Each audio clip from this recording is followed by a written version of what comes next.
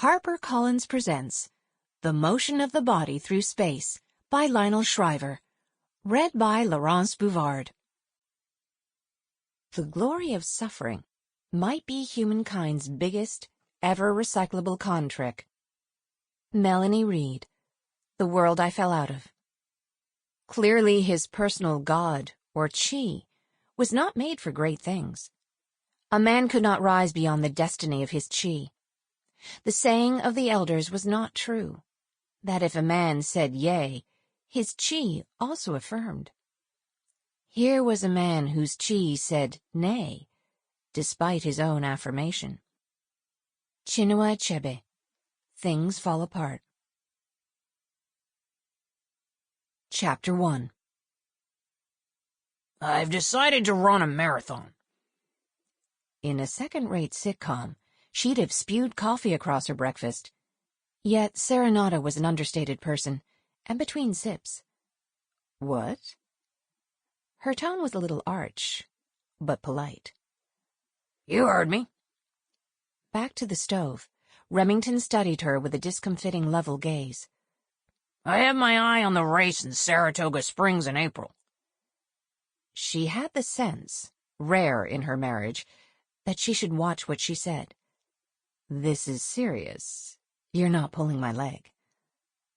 Do I often make statements of intent and then pull the rug out, just fooling? I'm not sure how to take your disbelief as anything but an insult. My disbelief might have something to do with the fact that I've never seen you run from here to the living room. Why would I run to the living room? The literalism had precedent. They called each other out in this nitpicking manner as a matter of course. It was a game. For the last 32 years, you've not once trotted out for a run around the block. And now you tell me with a straight face that you want to run a marathon. You must have assumed I'd be a bit surprised. Go ahead, then. Be surprised. It doesn't bother you... Serenata continued to feel careful. She didn't care for the carefulness, not one bit. That your ambition is hopelessly trite? Not in the least, he said affably. That's the sort of thing that bothers you. Besides, if I decline to run a marathon because so many other people also want to run one, my actions would still be dictated by the multitude. What is this? Some bucket list notion? You've been listening to your old Beatles records and suddenly realize that When I'm 64 refers to you? Bucket list, she repeated, backing off. Where did I get that? Indeed, incessant citation of the now commonplace idiom was exactly the sort of lemming-like behavior that drove her wild. That allusion did a grave injustice to lemmings. In the documentary that propagated the mass suicide myth, the filmmakers had flung the poor creatures over the cliff. Thus, the popular but fallacious metaphor for mass conformity was itself an example of mass conformity. Okay, there was nothing wrong with adopting a new expression. What galled was the way everyone suddenly started referring to their bucket list in a breezy, familiar spirit that conveyed they had always said it. Serenata began to push up from her chair, having lost interest in the news from Albany on her tablet.